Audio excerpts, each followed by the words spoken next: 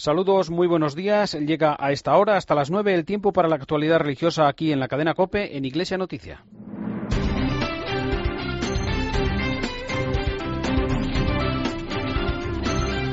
Faustino Catalina y Eva Galvache. Iglesia Noticia. COPE. Estar informado. Muy buenos días, amigos. Son las 8:30 de este domingo 23 de junio de 2013, en el que una vez más, como hacemos cada 7 días, acudimos a esta cita con la actualidad de la Iglesia en el mundo y aquí en España en estas últimas jornadas. Un tiempo de información que hoy les ofrecemos gracias a Rocío Fernández en el control de sonido y Margarita García y Amparo Latre en la producción. Estos son nuestros principales titulares de hoy. El cardenal Rouco considera normales y fluidas las relaciones Iglesia-Estado y recuerda que lo único que pide la Iglesia es libertad para ejercer su magisterio. Reconoce el cardenal Rouco que sigue pendiente el derecho a la libertad en el campo de la educación, concretamente en la asignatura de religión católica, y también un mejor trato del derecho a la vida en nuestra legislación. Según la última memoria, Manos Unidas mantiene la ayuda a más de 4 millones de personas en 56 países, pese al recorte de las ayudas públicas. El Papa Francisco se ha entrevistado con el presidente de Venezuela, Nicolás Maduro, y hoy acogerá al Tren de los Niños, una acción del Atrio de los Gentiles. La Conferencia de Obispos Católicos de los Estados Unidos ha convocado una quincena por la libertad religiosa. Faustino Catalina y Eva Galvache. Iglesia Noticia. COPE. Estar informado. El arzobispo de Madrid y presidente de la Conferencia Episcopal Española, el cardenal Antonio María Rouco Varela, pronunció el pasado viernes una conferencia en el Fórum Europa de Madrid. En ella habló, entre otras cosas, de las relaciones Iglesia-Estado, del nuevo Papa Francisco, también de otros temas de actualidad como la protección y defensa de la vida humana o la asignatura de religión, tras los cambios recogidos en la nueva ley aprobada por el Gobierno. En su intervención, el cardenal Rouco afirmó que los acuerdos Iglesia-Estado siguen vigentes, le pese a quien le pese, y que las relaciones con el Gobierno son normales y fluidas, aunque con algunos flecos pendientes, como el derecho a la libertad en el campo de la educación con el tema de la asignatura de religión y moral católica. Consiguientemente, las relaciones nuestras, en este caso con el Gobierno y con el Estado en este momento, pues no aspiran a otra cosa que poder ejercer con libertad nuestra misión, y no aspiran a otra cosa que la comunidad católica, por así decirlo, pues sepa y sea capaz de ayudar a que la legislación en estas materias se mejore de una forma honda y profunda. El arzobispo de Madrid dijo también que el derecho a la vida y el bien de la familia pueden ser mejor tratados en la legislación vigente. En la regulación del derecho a la vida, pues que hay un camino largo que recorrer y que está pendiente. Está en juego el derecho a la vida de muchos inocentes. Cada mes que pasa, cada año que pasa, más inocentes padecen y sufren las consecuencias de la legislación vigente. Por ello creo yo que urge hacerlo. Con la presencia de varios obispos y autoridades civiles, como la delegada del Gobierno en Madrid, Cristina Cifuentes, el presidente de la Conferencia Episcopal reconoció que probablemente la Iglesia tenga mucho más que hacer en el tema de la conversión de las conciencias. Esto era en referencia a los casos de corrupción en nuestra sociedad. Se ha perdido la conciencia del pecado. Claro, cuando se pierde la conciencia del pecado, todo pasa. Y para que no pase lo que está pasando, hay que volver otra vez a recuperar la conciencia del pecado y buscar el camino de la conversión. Continuamos en Iglesia Noticia, en la cadena COPE. El próximo 13 de octubre tendrá lugar en Tarragona la beatificación de más de 500 mártires de la persecución religiosa del siglo XX en España. En este momento ya está aprobado el decreto de 480 mártires, 3 obispos, 79 sacerdotes diocesanos, 3 seminaristas, 4 laicos y el mayor grupo, 391 religiosos de numerosas congregaciones, a los que se sumarán en breve algunas decenas más de otras 4 causas abiertas. El secretario general de la Conferencia Episcopal, Juan Antonio Martínez Camino, elogió con estas palabras en rueda de prensa la entrega de los nuevos beatos. Los mártires del siglo XX en España son firmes y valientes testigos de la fe. Dieron su vida exclusivamente por amor a Jesucristo y a la Iglesia, por no renunciar a su fe. Podrían haber salvado la vida en muchísimos casos solo con una palabra de desprecio de la fe, y prefirieron morir a traicionar el amor al Señor y a la Iglesia.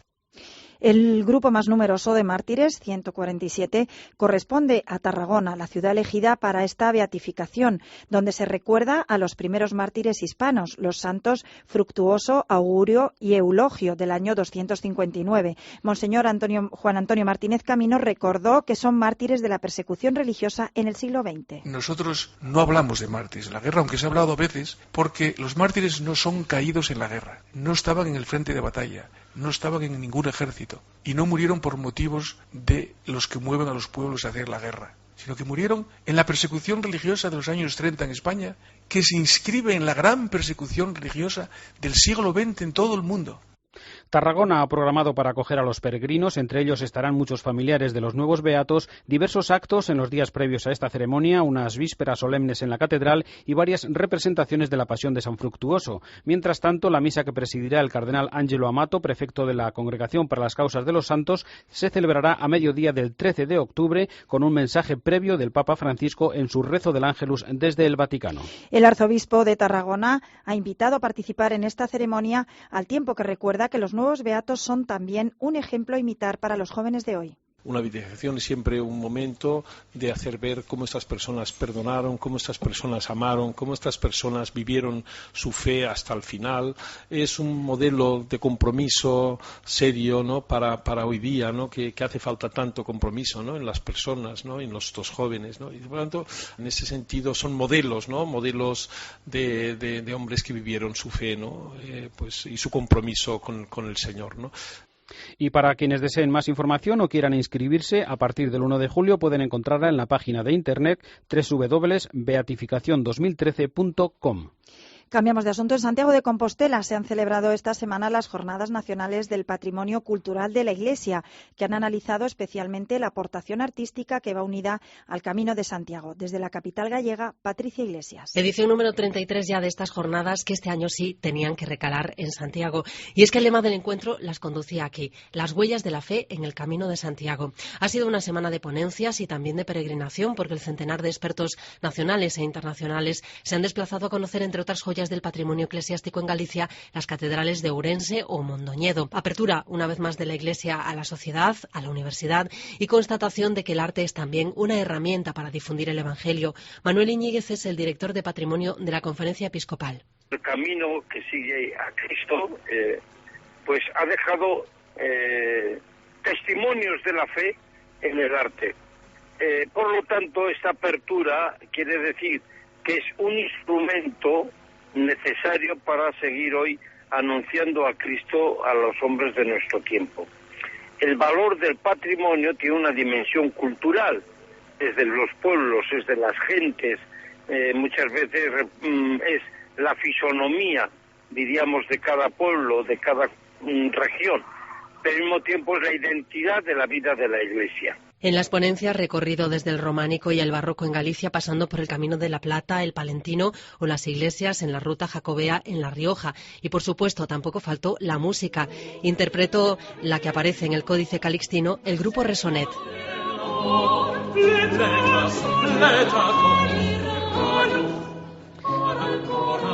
Manos Unidas ha presentado su memoria de actividades 2012, en la que, pese a que se refleje un recorte de ingresos del 6,9%, se mantiene la ayuda a más de 4 millones de personas en 56 países. Una memoria que recoge la información de los 550 proyectos aprobados el año pasado por importe de más de 33 millones de euros y de la que nos habla Mercedes Barbeito, del Departamento de Comunicación de Manos Unidas. Ha sido un descenso en la recaudación importante, y yo creo que como dato significativo también resaltaría que, pese a ese descenso, Manos Unidas el año pasado aprobó 550 proyectos de desarrollo y siguió apoyando otros 320 proyectos que estaban ya en marcha. Supongo que todos los oyentes conocen y son conscientes de todos los recortes que se están sufriendo, y realmente la política de cooperación ha sido de las primeras y de las más grandes perjudicadas, y esos recortes están afectando no a las ONGs, porque realmente no es tanto el problema que afecten a nuestras organizaciones como que afectan a las personas a las que nuestras organizaciones apoyan, que al final son las personas más necesitadas del mundo. Al presentar sus datos y actividades en la memoria, Manos Unidas lanza una interesante iniciativa de promoción y difusión. Gracias a ti. Más que una campaña, en realidad es un ejercicio de agradecimiento, y va en la línea que comentábamos, de decir, esto es posible, el que Manos Unidas pueda seguir apoyando a tantísima gente, más de 4 millones de personas en todo el mundo, a través de los 550 proyectos nuevos que se financiaron, se aprobaron el año pasado. Es posible gracias a tantas y tantas personas que en España confían en el trabajo que hacemos, y lo que queremos es darles las gracias de verdad, porque en la situación tan difícil que vivimos creemos que verdaderamente es un ejercicio de de conciencia, de solidaridad, de confianza y de fraternidad el seguir apoyando a Manos Unidas. El prefecto de la Congregación para los Institutos de Vida Consagrada y las Sociedades de Vida Apostólica, el cardenal Joao Bras de Avis, participa esta mañana en Madrid en una jornada de formación que ha organizado la Conferencia Española de Institutos Seculares. En ella también intervendrán Lidia Jiménez y Gonzalo Tejerina. Las Clarisas de Lorca, en Murcia, han recuperado el monasterio de Santa Ana y la Magdalena, que quedó muy dañado en el terremoto de mayo de 2011, gracias, entre otros, a la iniciativa del Sindicato de Regantes del Acueducto Tajo Segura. Desde COPE Lorca informa Antonio Montoro. La imagen del monasterio de Santa Ana y Santa Magdalena, destruido tras los terremotos de 2011, dio la vuelta al mundo. Ahora, 25 meses después, las 10 religiosas que componen la orden han vuelto a la vida de clausura gracias a un gesto solidario. El Sindicato Central de Regantes del Acueducto Tajo Segura se comprometió, una semana después de la catástrofe, a financiar la reconstrucción del convento. Para ello se puso en marcha la iniciativa del céntimo solidario, por la cual cada agricultor aportó 1 céntimo de euro por cada metro cúbico de agua usado en el riego de sus cultivos para reunir los 2 millones de euros que han sido necesarios para volver a levantar el convento. Regantes de Murcia, Almería y Alicante han hecho posible esta obra. La comunidad religiosa ha declarado a los regantes como bienhechores insignes de esta orden radicada en la ciudad desde 1602. La abadesa del convento es Sor María Jesús. No tengo palabras, pero sí muchos sentimientos que se recopilan en agradecer de todo corazón la gran obra que nos habéis conseguido, la restauración de nuestro monasterio.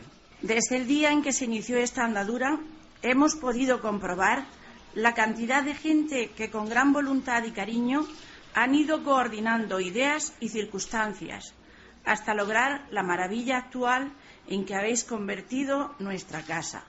Las obras se han prolongado durante 18 meses y se ha intervenido sobre una superficie de más de 4.000 metros cuadrados. El convento original de 1956 ha sido reproducido usando fotografías y en el nuevo edificio se han mejorado cuestiones como la eficiencia energética o la resistencia sísmica.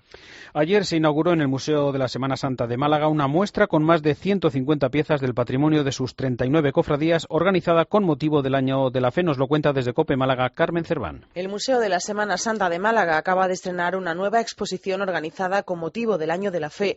El legado de la fe, así se titula, exhibe más de 200 piezas que han cedido diferentes iglesias, conventos y cofradías. A través de 11 salas se puede contemplar, por ejemplo, la imagen del Cristo de la Salud, la Virgen de los Reyes, habitualmente en la catedral, y que fue la primera imagen procesionada en la capital. También la Cruz del Nazareno del Rico, el nuevo Trono de la Redención o la imagen del Berruguita, un personaje secundario muy popular en la Semana Santa malagueña. Gonzalo Taleco es uno de los comisarios de esta muestra. Podemos presumir, la verdad, gracias a Dios, de muchas piezas importantes. Desde luego yo resaltaría la presencia del Cristo resucitado, que fue titular de la agrupación de cofradías, el primer titular, que es del convento del Císter, de la Tabal. La presencia de la Virgen de los Reyes, del crucificado de las Victorias de Alonso de Mena. Bueno, yo creo que son las piezas por lo menos con más cariño y que han costado un pequeño trabajo que estén aquí. La muestra, que nace con la vocación de ser el referente cultural del verano en Málaga, como el pasado año fue la de la Sábana Santa, se podrá visitar hasta el 29 de septiembre. Faustino Catalina y Eva Galvache. Iglesia Noticia. COPE. Estar informado. Máster universitario en Radio COPE. Primero te preparas a fondo y a continuación estás con nosotros un año de prácticas remuneradas. Máster universitario en Radio COPE. Título oficial de la Universidad CEU San Pablo. Infórmate en el 91 828 3930 y en nuntiescuela.com, la escuela de comunicación de la Fundación COPE. Faustino Catalina y Eva Galvache. Iglesia Noticia. COPE. Estar informado. En el contexto de las celebraciones del Atrio de los Gentiles, hoy se celebra en el Vaticano el Tren de los Niños, una iniciativa dirigida a 250 niños con problemas de inserción y de familias desestructuradas. Es un acto más de esta semana en la que el Papa Francisco ha recibido al presidente de Venezuela, Nicolás Maduro, y ha tenido también un especial recuerdo para los refugiados. Con la información, la corresponsal en Roma y el Vaticano, Paloma García Ovejero. Buenos días. Buenos días, sí, en unas 2 horas llegará este tren al Vaticano, el Tren de los Niños, un viaje a través de la belleza. Son unos 250 chavales procedentes de familias desestructuradas o con problemas psicosociales de diversos tipos que casi por primera vez suben a un tren y desde luego por primera vez conocen al Papa Francisco, que irá a recibirles a los vagones, y esperamos, según nos ha dicho el Vaticano, que hable con ellos. El cardenal Rabasi es el responsable de esta iniciativa. il viaggio. El viaje. E cioè il percorso della vita. Es decir, el recorrido de la vida y al final el encuentro con chavales diferentes, porque sus experiencias son un poco paralelas, aunque vengan de ciudades distintas. Y estos chicos llevan consigo el grumo un poco oscuro, tantas veces, de su propia historia. Un po' oscuro, tante volte, della loro storia. El tren ha salido de Milán a primera hora de la mañana, ha hecho parada en Florencia, ahora llega a Roma y también participarán los niños del Hospital Bambino Gesù. Esta semana han estado muy presentes asimismo los refugiados. El miércoles hacía el Papa este llamamiento en la víspera de la Jornada Mundial del Refugiado. No podemos ser insensibles hacia estas familias y hacia todos nuestros hermanos y hermanas refugiados. Estamos llamados a ayudarles, abriéndonos a la comprensión y a la hospitalidad.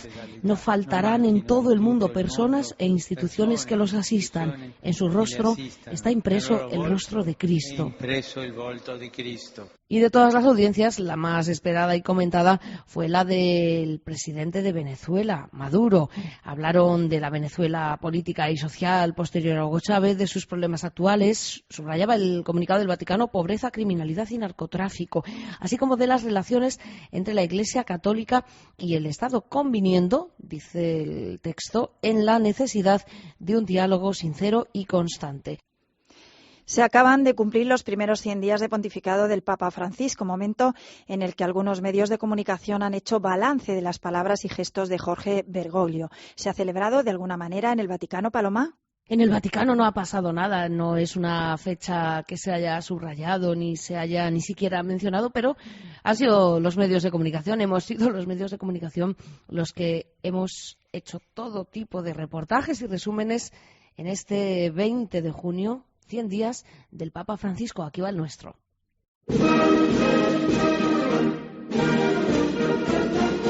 No dimenticate questo. Il Signore no olvidéis esto, el Señor nunca se cansa de perdonar, somos nosotros los que nos cansamos de pedir perdón. No cediamo mai al pessimismo. No cedamos al pesimismo. Il diavolo ci offre ogni giorno. Peccatori sì, corrotti no. Preghiamo. Recemos para que estos mafiosos y mafiosas se conviertan a Dios. Que queste mafiose si convertano a Dios. Cuánto se chismorrea en la Iglesia, cómo se arruina el alma.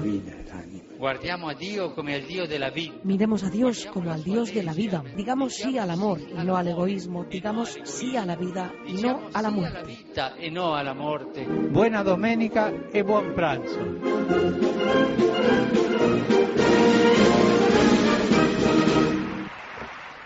Y además de repasar estos primeros 100 días de pontificado en la cadena COPE, hemos hablado con el cardenal Antonio Cañizares, que nos ha explicado cuál es la clave del decreto que él mismo ha firmado, que hemos conocido esta semana y lleva fecha del 1 de mayo, día de San José Obrero. San José, que ya estaba en el misal romano desde Juan 23, ahora llega a todas las plegarias eucarísticas a las 4. ¿Qué es lo que cambia? Pues nos lo ha contado el prefecto de la Congregación para el Culto Divino y la Disciplina de los Sacramentos. Es normal que estuviese presente también su mención en las plegarias eucarísticas, que son las que se dicen habitualmente. La primera ya estaba, segunda, tercera y cuarta no estaba, y no se ha incluido. Tenía muchísimo interés el Papa Benedicto en esto, no fue posible por avatares, estaba prácticamente todo finalizado y se ha llevado a cabo ahora con el Papa Francisco, que también es un gran devoto de San José. Y no es en balde, lo lleva en su propio escudo. Y en cuanto ha sido posible, se ha hecho público el decreto, que será además también un gran bien para la Iglesia, porque él es patrono y custodio de la Iglesia. Eran las palabras del cardenal Cañizares. Un particular balance de los primeros 100 días de este pontificado nos lo ofrece también desde Roma el colaborador de Iglesia Noticia, Antonio Pelayo. Buenos días. 100 días es una cifra redonda y eso explica que la opinión pública se exprese cuando un político, un espectáculo, una celebridad o un producto alcanza esa meta. También un papa es sin duda algo menos apropiado, pero no ha habido medio de comunicación que no haya reflejado de algún modo que Jorge Mario Bergoglio lleva ya 100 días sentado en la cátedra de Pedro. Nota común a todos los comentarios que he podido leer o escuchar, la extraordinaria popularidad del nuevo papa. Según un sondeo publicado por el semanario italiano El Espresso, que es más bien de izquierdas, Francisco se ha ganado la confianza del 85% de los italianos y, lo que es más sorprendente aún, del 65% de los no católicos o sin religión. Este sondeo también revela que lo que más aprecia la gente en este Papa es, por este orden, la espontaneidad con la que habla, su sencillez, su cercanía a la gente, su atención a los más débiles, su sobriedad. Ya sabemos que la opinión pública es un fenómeno muy variable y es posible que dentro de algunos meses los índices de popularidad de este Papa hayan bajado. En todo caso, no se gobierna la Iglesia con el objetivo de ser popular. Francisco, desde luego, ni dice ni hace las cosas que hace y dice para ganarse la popularidad de las gentes. No es un actor que quiere atraerse las simpatías del mundo. Actúa como actúa y habla como habla porque él es sencillamente así. Algo quizás ha cambiado en él respecto a su vida anterior. Ahora, dicen los que le conocen desde hace muchos años, sonríe más que cuando era arzobispo de Buenos Aires. Se le ve feliz, contento y alegre, y Dios sabe cuánto la Iglesia y el mundo necesitan en estos momentos esa alegría que vemos en un rostro que refleja, al fin y al cabo, la bondad y la misericordia de Dios. Pues sobre algunos regalos que recibe el Papa, como las recientes motos Harley Davidson del pasado fin de semana, escuchamos ahora el comentario de Paloma Gómez Borrero. Faltaba poco tiempo para cumplirse los 100 días del pontificado de Papa Francisco, cuando la sede de la fábrica de las motos Harley Davidson quiso festejar el 150 aniversario de su nacimiento en la Plaza de San Pedro. A bordo de la mítica Harley, miles de modernos centauros invadieron la Plaza del Vaticano y la Vía de la Conciliación para rezar el Ángelus y recibir la bendición del Santo Padre. En un homenaje de admiración y cariño le regalaron a Papa Francisco 2 Harley último modelo. Como todos los obsequios al pontífice, han sido perfectamente documentados y guardados con la explicación, fecha y motivo. La mayor parte de ellos terminan una vez archivados en la llamada Floristería Vaticana, que es como un gigantesco almacén. Los regalos de alimentos se mandan a Cáritas o a comedores para pobres. Los dulces, tartas, balones suelen terminar en orfanatos o colegios de barrios modestos. Entre los regalos más originales y curiosos, me contó la religiosa encargada de la floristería, sin duda fue la tortuga del Camerún y el cocodrilo recién nacido que le mandaron de Cuba y que Benedicto XVI agradeció, pero reenvió a la isla para no dejarle huérfano. En el almacén abundan también las bicis que suelen terminar en alguna parroquia para que el sacerdote con ella pueda trasladarse de un pueblo a otro para decir la misa o impartir catequesis. Hace años, al terminar el victorioso Giro de Italia, Miguel Indurain le regaló a Juan Pablo II su bici. Supe que la bicicleta del campeonísimo se encuentra en una aldea de Kenia, donde el misionero, pedaleando por la sabana, atiende a varios poblados masáis. La bici del gran Indurain se ha convertido en un vehículo de evangelización en el corazón del continente negro. Faltan 30 días para la Jornada Mundial de la Juventud de Río de Janeiro, que clausurará el Papa Francisco. El jueves finaliza el plazo oficial de inscripción y se ultiman medidas de seguridad tras los altercados de estos últimos días en varias ciudades brasileñas. Nos lo cuenta desde Río de Janeiro Arturo Lezcano. Las fuerzas de seguridad brasileñas se están esforzando en trazar un plan acorde a las dimensiones de la Jornada Mundial de la Juventud, y más teniendo en cuenta los acontecimientos que están sucediendo en las últimas semanas en Brasil, con protestas generalizadas contra las políticas públicas que se llevan a cabo en el país sudamericano. La propia organización de la JMJ ha reiterado que los jóvenes no corren ningún peligro porque la jornada es muy bien vista por todos, un evento positivo, y por tanto no hay por qué preocuparse. Además, el dispositivo está esmerando el protocolo programado, en el que figuran 1.300 agentes centrados sobre todo en los actos de la playa de Copacabana. Hablando de actos, el escenario principal del Campus Fidei, en Guaratiba, donde el Papa Francisco celebrará la Santa Misa, ya ha empezado su montaje. El escenario, que tiene un área de 4.000 metros cuadrados y en el que caben 750 personas, contará con una plataforma elevadora para acceder al altar y a la sacristía. Las obras avanzan a buen ritmo y todo estará listo y en condiciones para el inicio de la JMJ el próximo 23 de julio. Muchas gracias. Desde Francia nos llega una curiosa iniciativa del Seminario de París. Se trata de adoptar a alguno de los seminaristas que serán ordenados el próximo 29 de junio. Nos lo cuenta desde París la corresponsal de COPE, Asunción Serena. Para involucrar a los parisinos en la ordenación de los 6 nuevos sacerdotes que tiene lugar el 29 de junio, el Seminario de París ha decidido emular la iniciativa lanzada durante el cónclave para elegir al Papa Francisco bajo el título Adoptar un cardenal, y que, como su nombre indica, promovía la adopción de un cardenal para rezar por él durante ese periodo. 28.000 franceses se sumaron a la propuesta y el superior del seminario, Stéphane Dutertre, dice que han visto cómo a la gente le gustaba sentirse de alguna forma involucrada y por eso han lanzado ellos Adopta un futuro sacerdote. El sistema es muy sencillo. Se accede a la web y se inscribe el correo electrónico para recibir el nombre de uno de los 6 seminaristas que serán ordenados, así como una oración para poder recitarla todos estos días y un corto vídeo de presentación del futuro sacerdote, como puede ser Pierre Alain, de 28 años.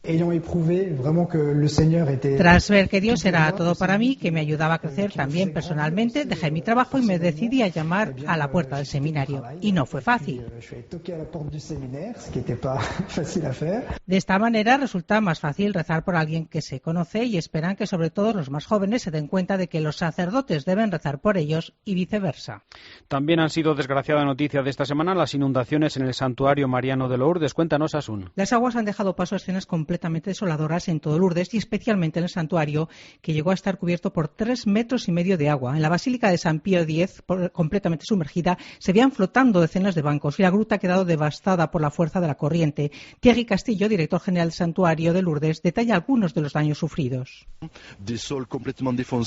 Los suelos completamente hundidos, en algunos sitios hasta se pueden ver los cimientos, lo que anuncia que tendremos problemas muy graves. Las reparaciones podrán costar decenas de millones de euros, por lo que se ha lanzado una campaña de solidaridad para recibir dones con los que hacer frente a este gasto que pone en peligro el equilibrio económico del santuario, cuyas finanzas se cuentan ya en situación precaria como consecuencia de las inundaciones sufridas el pasado otoño, cuya reparación costó 2,5 millones de euros. Muchas peregrinaciones han sido canceladas, pero los peregrinos que siguen acudiendo pueden acceder a la Basílica de Nuestra Señora del Rosario y ver desde la explanada la estatua de la Virgen de Lourdes.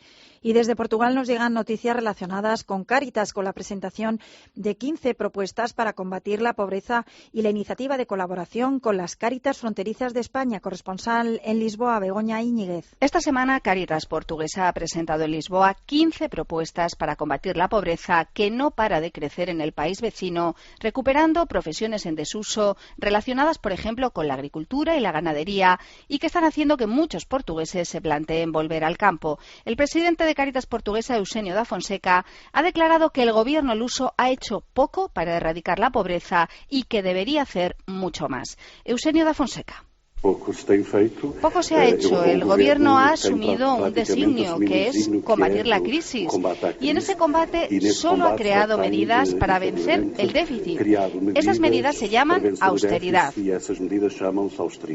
Algunas de las zonas más castigadas por la crisis son las del Alentejo en Portugal y Extremadura y el suroeste de Castilla y León en España. Por dicho motivo, Cáritas diocesanas de Ciudad Rodrigo, Salamanca, Coria, Cáceres, Mérida y Badajoz y las portuguesas de Évora, Portalegre, Castelo Branco y Bexa han decidido ir de la mano creando una red informática de apoyo a la inclusión sociolaboral en la raya para los que lo están pasando peor a ambos lados de la frontera. No hay tiempo para más. Hasta aquí la actualidad eclesial en este domingo 23 de junio de 2013. En Iglesia Noticia, en la cadena COPE, volveremos dentro de 7 días a partir de las 8:30. Hasta entonces, que pasen una feliz semana con el saludo de Eva Galvache y de Faustino Catalina. Les dejamos, eso sí, con la última hora de la actualidad en España y en el mundo, después con la Santa Misa.